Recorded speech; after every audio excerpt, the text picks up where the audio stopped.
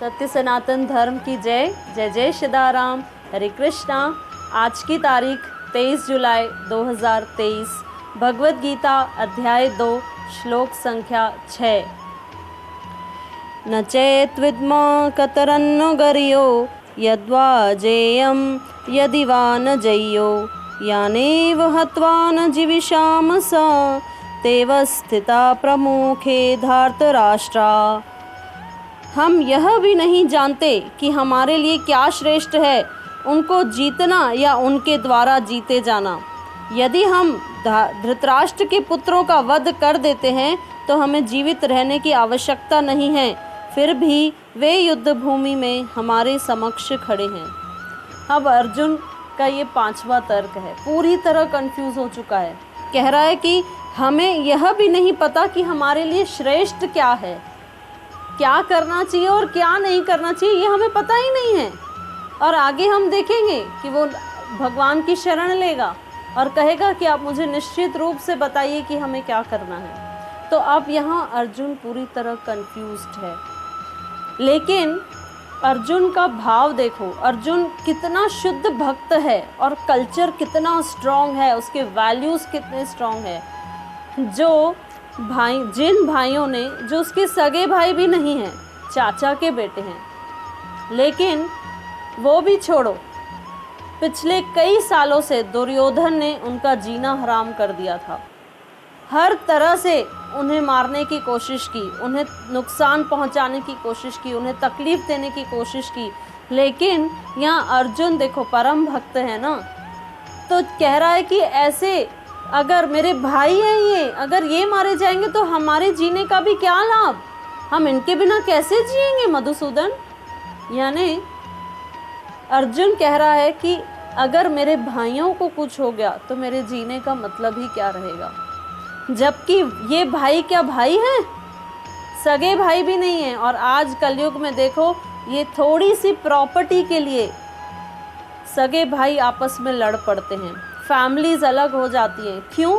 एक तो प्रॉपर्टी, सबसे बड़ा यही है कि पैसे के कारण, प्रॉपर्टी के कारण आज हम कलयुग में देख रहे हैं कि भाई भी भाई का नहीं रहा।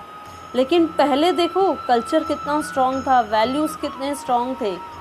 अर्जुन पूरी पृथ्वी का राज्य दे देना चाहता है, उसे कोई लोभ ही नहीं है। वो कहता है इसे रखने दो, ये सब तो क्या हुआ, इसने हमें तकलीफ़ पहुंचाई, ठीक है तो मेरा भाई।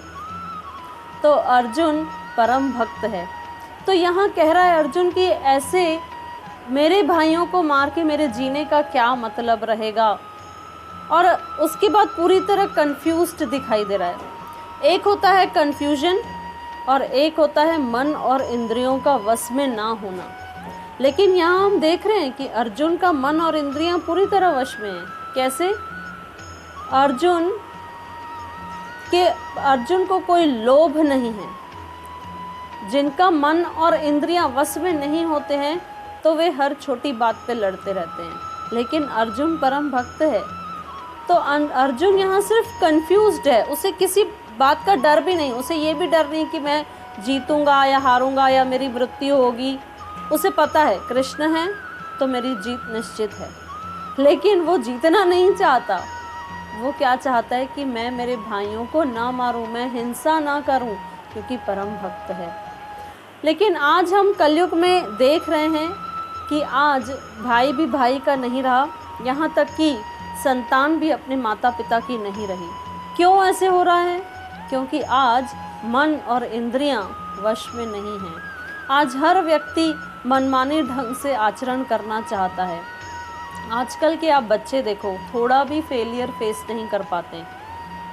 उनको कहीं पे भी अगर वो हार जाते हैं तो तुरंत डिप्रेशन में चले जाते हैं। क्यों? क्योंकि हमने उनसे भगवद गीता का ज्ञान ले लिया है, हमने उन्हें वो ज्ञान ही नहीं दिया। आज स्कूल में, कॉलेजेस में कहीं पे भी भगवद गीता नहीं सिखाई जा रही है।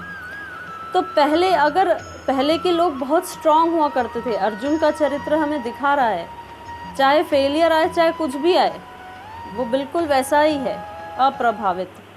लेकिन आज हम देख रहे हैं कि आज जो युग में हम देख रहे हैं कि बहुत जल्दी फेलियर से हम डर जाते हैं कि फेलियर है, हम फेल हो गए, तुरंत डिप्रेशन में चले गए।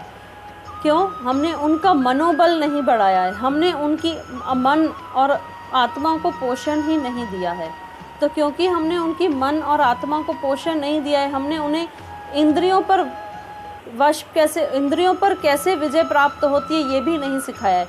पहले आप जानते हैं, पहले गुरुकुल में पहले भिक्षा के लिए भेजा जाता था। गुरु जो होते थे अपने शिष्यों को भिक्षा के लिए भेजते थे कि जाओ भिक्षा मांग के आओ। क्यों? विनम्र बनाने के लिए, सहनशील बनाने के लिए, कि कोई भी परिस्थिति आए, चाहे कोई कैसा भी अपमान कर दे, वे सहन कर लेते थे। लेकिन आज हम जब बच्चे पैदा होते हैं तुरंत हम उन्हें सारी फैसिलिटीज़ दे देते हैं, तो उन्हें तपस्या का मतलब ही नहीं पता। हमने उन्हें कभी ये सिखाया ही नहीं कि आपको खुद अर्न कैसे करना है। हमने हर चीज़ फैसिलिटेट करा दी और इसीलिए आज वे दुर्बल हो गए, हृदय से दुर्बल हो गए हैं। शरीर से दुर्बल नहीं है, हृदय से दुर्बल हो गए हैं। क्यों? क्योंकि तपस्या का महत्व ही नहीं जानते हैं। इसीलिए हम सब माता पिता का ये कर्तव्य है, भगवत गीता हमें सिखा रही है कि बच्चों का मनोबल बढ़ाएं, बच्चों का जो ये हृदय दुर्बलता है उसे हटाएं। और वो कैसे होगा? जब हम उन्हें भगवान की वाणी भगवत गीता से जोड़ेंगे, तब तो ये कलयुग में जो आज की संतानें हैं, जो हृदय दुर्बल हैं, वे बलवान हो जाएंगी अंदर से, और फिर एक अच्छे समाज का निर्माण होगा। हरे कृष्णा, जय जय श्रीराम।